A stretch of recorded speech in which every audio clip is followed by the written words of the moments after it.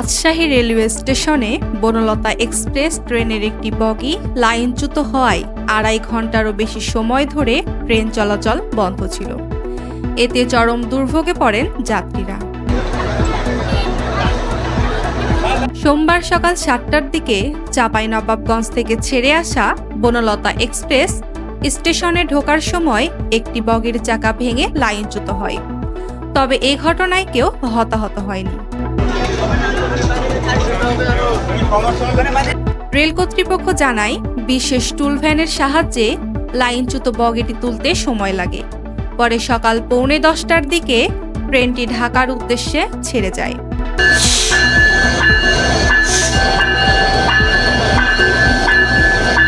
লাইনচ্যুতির ঘটনায় রাজশাহী চাঁপাইনবাবগঞ্জ রুটে সাময়িক বিঘ্ন ঘটলেও অন্যান্য রুটে ট্রেন চলাচল ছিল স্বাভাবিক।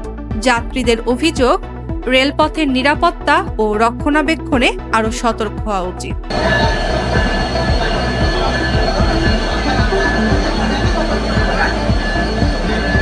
উত্তরভূমি ডেস্ক, রাজশাহী।